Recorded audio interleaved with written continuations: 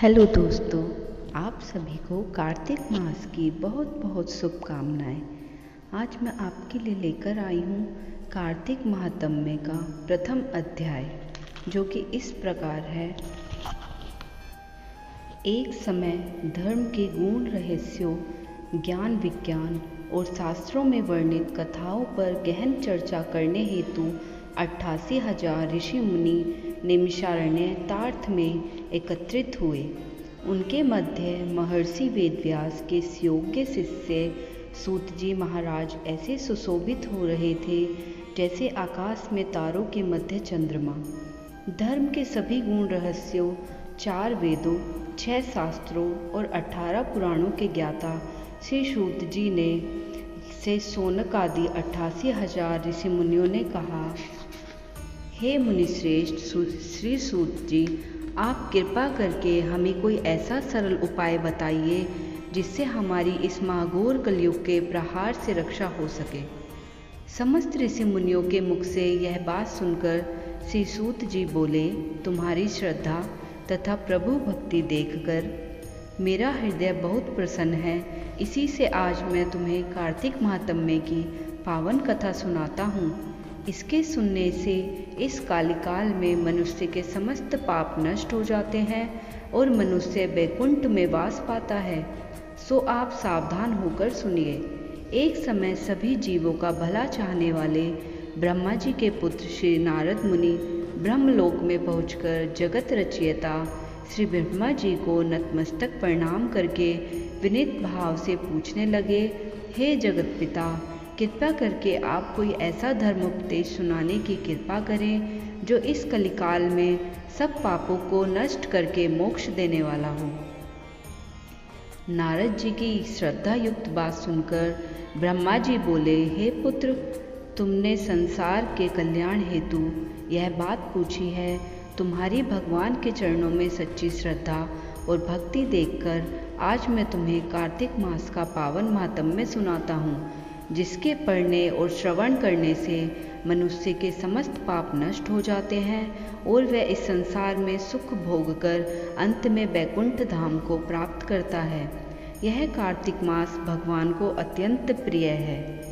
कार्तिक मास में किया हुआ व्रत, दान, नियम, संयम, पूजा पाठ, कथा श्रवण और भगवान के नाम का जप व कीर्तन अत्यंत फल प्रदान करते हैं। कार्तिक मास में भगवान का गुणानुवाद सब प्रकार से फलदाय होता है। कार्तिक मास में भगवान के प्रति किया गया प्रत्येक धार्मिक कृत्य सबसे बढ़कर फल देता है। इससे बढ़कर कोई तप और यश नहीं है। तुमने संसार की भलाई के लिए यह उत्तम प्रश्न किया है। सो मैं कार्तिक मास के महात्म्य की पुण्यदायिनी कथा कहता हूँ। अब तुम श्रद्धा युक्त और सावधान होकर सुनो। कार्तिक स्नान करने वाले मनुष्य को प्रातःकाल ब्रह्म मुहूर्त में उठकर शौच आदि से निवृत्त होकर 12 अंगुल लंबी सुगंधि युक्त वृक्ष का दातुन करनी चाहिए। परंतु याद रहे कि श्राद्ध, सूर्य अथवा चंद्र ग्रहण और एकम अमावस्या, छठ, नवमी, एकादशी और रविवार को दातुन नहीं करना चाहिए। जिस दिन दातुन ना करनी हो उस दिन पानी से 12 कुल्ले करके मुंह को खूब साफ कर लेना चाहिए। जब 2 घड़ी रात्रि शेष रहे तब काले तिल, चंदन, चावल, पुष्प या कुशा लेकर तालाब, कुंड, नदी, संगम अथवा किसी भी तीर्थ स्थान पर जाएं। वहाँ हाथ जोड़कर प्रार्थना करें, हे भगवान, आप एवं श्री लक्ष्मी जी को प्रसन्न करने के लिए मैं समस्त कार्तिक मास में स्नान करूँगा। इस प्रकार प्रतिज्ञा करके श्री गंगा जी, श्री शिव जी, सूर्यदेव और विष्णु भगवान का ध्यान करके नाभि पर्यंत जल में प्रवेश करके अच्छी तरह से स्नान करें।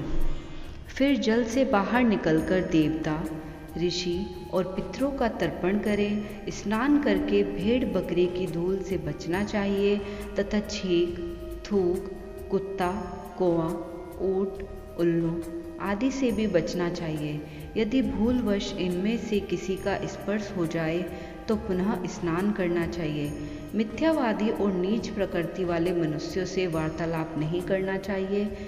इसके बाद षोडशोपचार विधि से भगवान का पूजन करें, भगवान को अर्घ्य देवें और प्रार्थना करें, हे भगवान, आप श्री राधा जी सहित मेरे इस अर्घ्य को ग्रहण कीजिए। इस प्रकार प्रार्थना करके आह्वान, पाद्य, अर्घ्य, आचमन, स्नान, वस्त्र, चंदन, अक्षत, पुष्प, धूप, दीप, निवेद्य, तांबूल, पुंगीफल, दक्षिणा, नमस्कार, ये 16 चीज़ें मूर्ति को अर्पण करे हुए तुलसी की मंजरी से भगवान की षोडशोपचार पूजा आराधना करनी चाहिए। तो यहीं पर आपका प्रथम अध्याय समाप्त होता है। दोस्तों, अगर आपको यह अच्छा लगा हो तो कमेंट में श्री हरे कृष्णा ज़रूर लिखें और वीडियो को लाइक करें, चैनल को सब्सक्राइब करें। धन्यवाद।